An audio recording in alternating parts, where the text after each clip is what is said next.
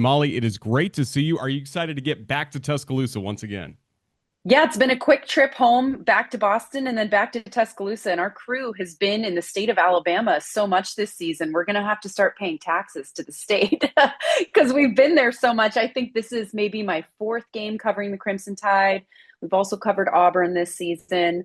But I think the more I cover Alabama, the more I really appreciate Tuscaloosa and how much I just love covering games there. That venue, especially at night last week against LSU, I think it's one of the best in college football. So I'm okay going back to Tuscaloosa because it's one of the best places to cover a game. Yeah, absolutely. And I'm sure on the sidelines, you feel that energy, especially like you said, for a night game with the light shows. And then I'm sure the third Saturday in October was a lot of fun as well with all the cigar smoke that we had by the end of the ball game. Yeah, that was so much fun. And you can start to feel like the haze and the smoke is getting closer to the field. And I didn't report this on the air, but some players were starting to get sick on the sidelines. I don't know if it was because of the cigar smoke or because they were straining and, putting forth a lot of effort and emotion into a rivalry win. But yeah, it's just such a special place because of the fans. But also, I think this year's Alabama's team is very unique and so much fun to cover because of the vibe of the team, because of the energy brought by their quarterback, Ty Simpson. I think that's a big part of it. So I just love being around this program because I genuinely enjoy covering this team. And Kalen DeBoer and his staff are so easy to be around in terms of like what I do, very kind and easy to work with. And I've seen a difference in Kalen DeBoer this season as the season has gone on since last year and the beginning of this year. I think that he's a little lighter. He's a little happier. He knows who his team is now. And I think it took him some time to know who his team was and to really trust them. And now you can see that trust and the kind of sigh of relief that he has knowing that this team is something special. They certainly are. So again, you're getting to cover the Crimson Tide this weekend once again. Won't ask you to spoil anything you have coming up for Saturday's broadcast, but I'm curious in the last few weeks when you have seen Alabama, what have some stories been that you've been really proud to share with our viewers on ABC? Oh my goodness. There's so many. I just think that the personality of all of these players, the leadership of Ty Simpson, I think a big factor and thing about him is that he's really tough on himself. He's a coach's kid.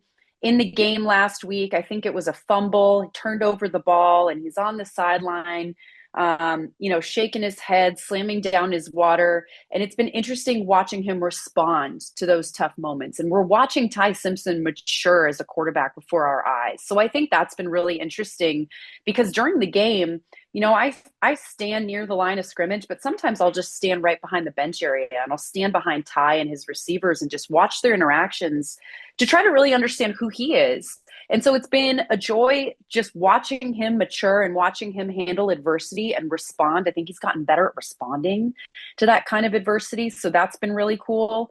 So yeah, and I think a big theme that's going to come into this week's game is that in all recent weeks, when we've met with offensive coordinator Ryan Grubb, he just says and laments, we need to run the ball better. We need to start running the ball.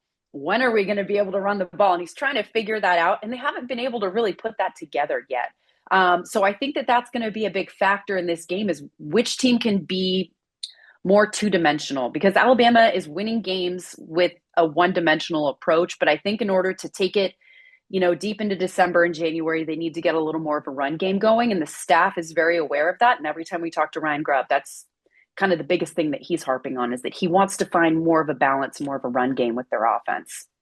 You mentioned getting to talk with Ryan Grubb. What's it like getting to know him as well as Kane Womack? And obviously, Coach DeBoer, you've had a lot of meetings with as well, but especially kind of those Friday meetings leading up to the game. How enjoyable has this staff been to work with? It's been awesome, especially because I covered Washington with DeBoer and Grubb and their staff when they made that run to the national championship. So I covered that team and I got to know them intimately because I was the reporter ingrained with the team for a month. So I got to know Kalen DeBoer really well. I spent a lot of time with Ryan Grubb. And I think what's really special is the relationship that Kalen DeBoer and Ryan Grubb have in terms of the trust, the understanding, the identity that they want for this team, their willingness to be creative, to go for it on fourth down, trick plays. Like these guys just genuinely trust and have fun with each other. And you can see that in the way that their team plays and the kind of risks that they're willing to take with, a reverse pass or Caden Proctor running with the ball, So it's been so much fun to see. And I think one really special part that Kalen DeBoer mentions is that their former offensive coordinator, Nick Sheridan, is still on the staff. And he's done such a wonderful job transitioning to this new role and being the guy who's there for Ty. When Ty comes off of the field and needs feedback and needs to talk through what he saw, what he did well, what he didn't do well, Coach Sheridan is there with him. And Sheridan and Grubb are lockstep with each other. And so I think that those relationships and that chemistry that they have on the coaching staff also translates to the play on the field. So this week it's Alabama against Oklahoma. What can you tell us so far about the Sooners? Have you seen them so far this season? What kind of game should we expect on Saturday? Yeah, so I've covered the Sooners before. I covered their game against Auburn, and I covered their loss to Ole Miss. And I think the biggest question mark heading into that game against Ole Miss, they're coming off of a bye, but that was 2 games ago for them, was what kind of offenses has Oklahoma's defense really seen? Have they seen, a dynamic, explosive offense like an Ole Miss before? And the answer was no. They hadn't really been challenged defensively. So we saw what they were challenged with against Ole Miss in that loss. And it begged the question, how good is that defense really?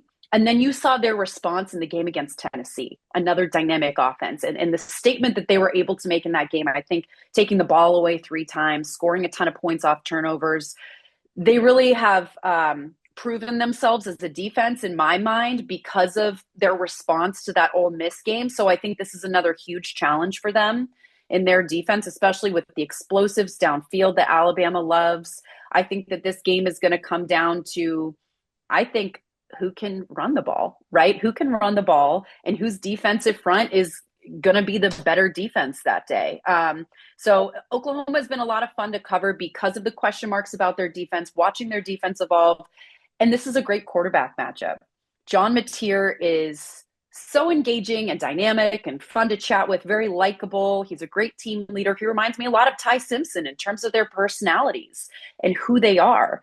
And him coming off of that hand injury and just watching him evolve past that. I'll be interested to see how he does after a bye week, where I know that he said he did a little bit of a mental reset during the bye. So which John Mateer will we see in this game? That'll also make a huge impact.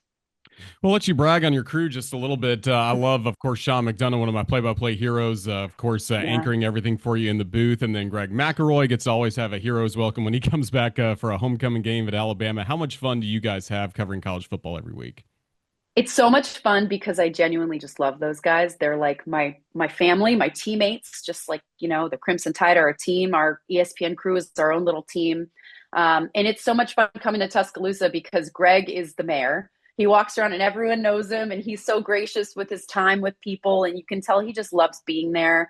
And he does such a good job as an unbiased broadcaster because he truly just loves the game and spends so much time with his preparation. So that's been awesome to see, especially as he's covering a team that he won a championship with. I think that I'm really proud of the way that he's covered it in an unbiased way, just because he purely just loves football. And you said that Sean is someone that you look up to. I mean, I think that he's someone that anyone in broadcasting should look up to in terms of his preparation, his attention to detail. I've never met anyone with so much attention to detail who always wonders, he's second in the country in passing. Well, who's first? He always has that follow-up question, and he has so many layers of knowledge, and that's why he's so wonderful to listen to, because he's just a wealth of knowledge about the sport because of the preparation and the time he puts into it. And I also love when he gets a little snarky and has like little comments during the game about who knows what, whether it be officiating or a player with attitude. Like, Sean is just such a joy because I think he voices the opinions of the fan at home who are watching. So it's so much fun, to work with these guys every week, and to cover a league like the SEC is just such a blast. We've seen so much good football this season. So I truly just feel so lucky. And you guys have seen enough officiating, I think it's safe to say. Hopefully that's no all comment. No comment. Yeah, hopefully that's all behind us and everything's smooth sailing from here, because no one likes that, right? Yeah. And you don't like when a game becomes, I don't know, slowed down because of it. You want the fans at home to enjoy the experience of watching the game as well. Absolutely. Well, our fans get to hear you, Molly, each and every radio broadcast that we have on the Crimson Tide Sports Network for Evan Williams Bourbon. I know you've gotten to go to several Evan Williams Yay! events. How much fun has that partnership been for you? I love Evan Williams. And I think that other than their wonderful product, which I absolutely love their bourbon, it's so good. I love the company because it's a family owned company and it feels like a small family. Like being a part of the Evan Williams family just feels very, I don't know, like unique and small, and they all know your name. And it's just so cool. And I had an opportunity to go to Bardstown, Kentucky to do a tour of the rick houses and all of their facilities and tasting. I was able to thieve bourbon straight from a barrel with their master, distiller and bourbon maker. Like those experiences are so cool. Those are the kind of pinch me moments where I can't believe that this is a part of my job. And I'm so grateful to work with such a wonderful partner like Evan Williams. And they had a tailgate in Tuscaloosa last week that I was able to stop by. And it was so much fun to just see all the people come out and they had games and free prizes and things like that. So it's just so fun being a part of something that brings that extra layer of fun to a game day atmosphere. And I think that the college football fan is evolving a little bit rather than just like crushing some beers before a game. There's also maybe a more elevated like cocktail culture where it's okay, well, I'm not going to have a beer. I would love to have like a bourbon lemonade or something like more elevated before the game. So it's been so fun to be a part of it. And never did I think that I would be, a bourbon or liquor influencer, but here I am. And I'm so happy to be a part of it. It's really cool. Absolutely. Great partnership with us as well on the Crimson Tide Sports Network. Well, Molly, all the best. Safe travels coming up to Tuscaloosa this weekend, and we hopefully will see you again later on this college football season. But thank you for your time today. Thank you, Roger. I appreciate it. And I'm sure I will see the Crimson Tide again.